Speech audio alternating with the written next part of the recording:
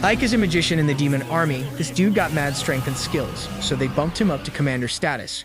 Right now, he is on a mission to attack Arsenum's fort with his crew and take control of it. Ike is strategizing on how to handle his army, and damn, he manages to bring the fort walls down. Dude even surprised they went down quicker than he expected. His piggy assistant fills him in, saying it's because Ike hooked the orcs up with a battering ram, just like he told them to. Later on, we see humans and demons going at it inside the city walls, and the demons straight up dominating. Ike decides to pay a visit to the human army commander.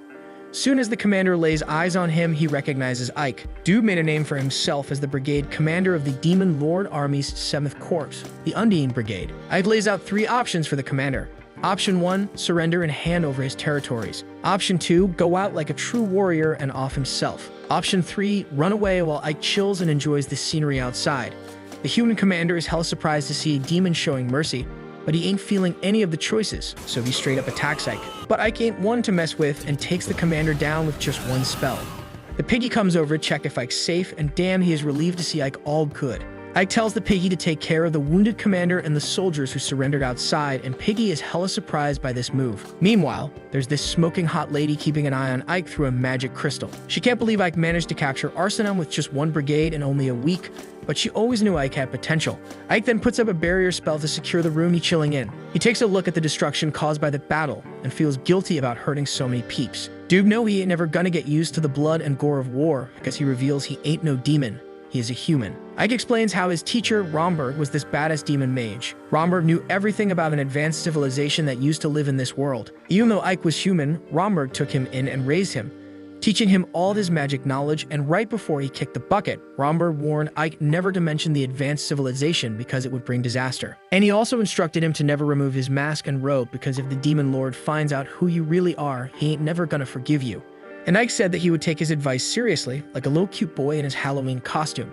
Then Ike starts thinking that this room is all locked up with a badass barrier and ain't nobody getting in without his permission. But damn, he's hella surprised when he spots a maid hiding right under the table he's sitting at. She's begging him not to kill her, all scared and shaking, saying she had seen nothing. And wouldn't you know it, this clumsy maid bangs her head on the table and passes out. I can't believe his secret identity, the one he's been keeping quiet for 20 freaking years, got revealed in such a cliche way.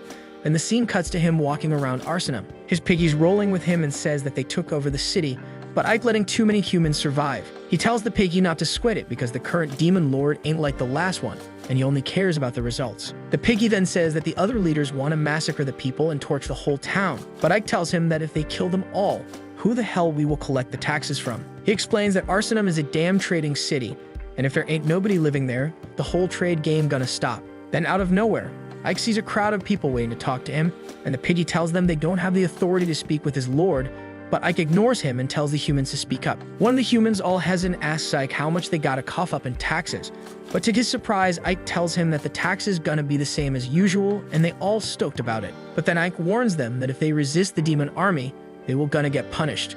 But before he can hear their response though, he gets zapped to some dark-ass labyrinth.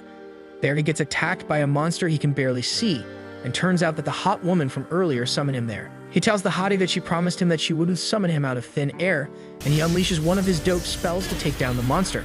The hottie tells him he's gotten stronger and introduces herself as Saikyou, the 7th Corps commander of the Demon Lord's army. Ike explains that she's his boss, the only demon who knows his secret, and he tells her, instead of trying to kill him every damn time, she should hit him up with a message like a damn normal person. Saikyou states that this would not be any fun, and Ike wonders if she summoned him here so he can make his report. She states that she has already found out everything with the help of her familiars, and he wonders why she has summoned him here in this case.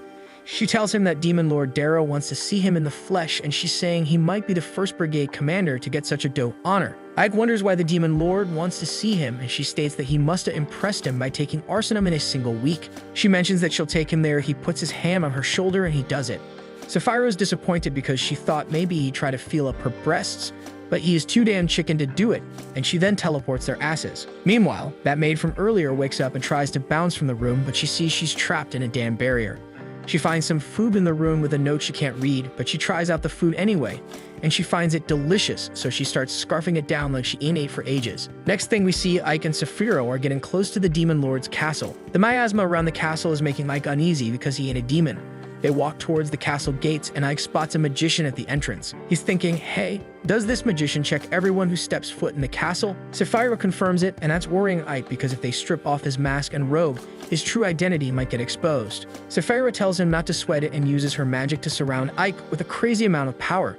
Seeing this, the magician thinks that he expected this much from Romberg's grandson, and Ike is shocked that the magician knows his grandpa, and the magician stated that everyone knew him as he was the master magician. Then Saikyou is like, hurry your ass up, the Demon Lord's waiting. They step into the castle, and Ike explains that the Demon Lord's castle Domerberg is hella massive. It's built to flex the Demon Lord's mad power and magic skills. Ike's getting tired walking down the super long hallway, and he thinks that it ain't fair that Saikyou can fly. He's always wanted flight magic, but his control ain't as tight as hers. The most he can do is jump crazy high, and then they arrive at the gate to the throne room. Saikyou goes to chat with the Demon Lord while Ike waits.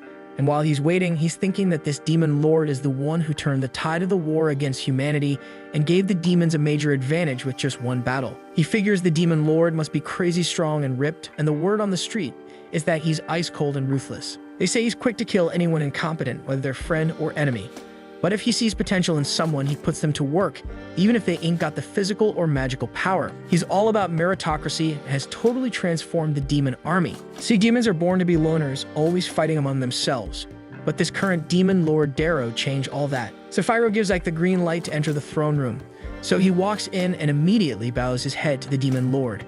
The Demon Lord tells him to lift his head, and Ike is shocked to see Barbie sitting on the throne. So he wonders if the Demon Lord's daughter left the daycare early, but turns out she's the infamous Demon Lord everyone's been buzzing about lately.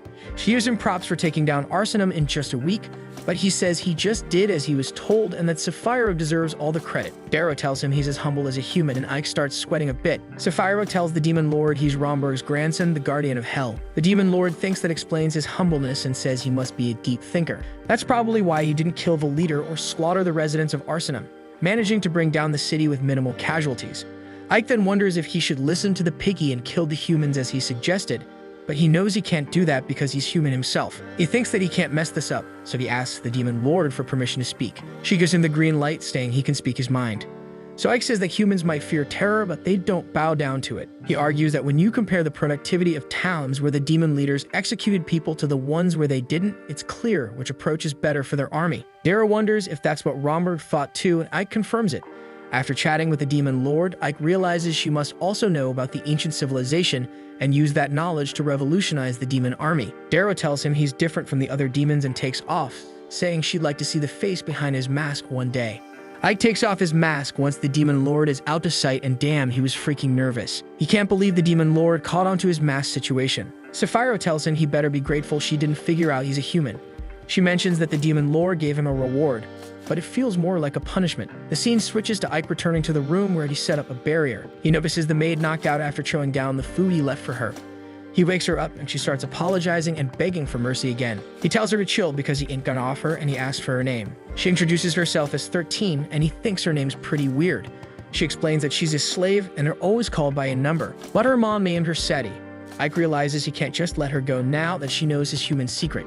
She sticks to him like glue and promises to keep it forever. Ike believes her and declares she's gonna be his maid from now on, and she's thrilled to hear that. The scene cuts to Ike in Avalius, and we find out he's become the ruler of this city. He remembers that's the reward Saikyou mentioned. She told him Avalius is farther south than Arsenum, and it's gonna be on the front lines of the war. It may be a small town, but it's vital for the demon army. His mission is to protect it and bring in double the tax money. I can't believe he has to double the taxes smack in the middle of a freaking war, and he thinks that if this is the front line, the humans can attack them at any time. He tells Piggy he gotta fix the walls first and asks how long it'll take. Piggy says it'll be 6 months, but Ike knows they don't have that kind of time. He wonders what the hell they should do and gets an idea. He tells Piggy they're gonna fix the walls in 1 month. Piggy thinks it's impossible, but Ike says they ain't only using human power. The next thing we see, both humans and demons are working together to repair the walls. Piggy's shocked to see the two races getting along and working in harmony. He thinks that Ike is really a damn genius, and he explains that he divided the work into 8-hour shifts so that they can work around the clock, and he also paid the workers to increase their morale. Ike uses his magic to help with the repairs, and Piggy thinks that his life gonna be set if he follows him. He reckons Ike might even become the next Demon Lord someday. Thanks for watching. Subscribe to not miss the next part.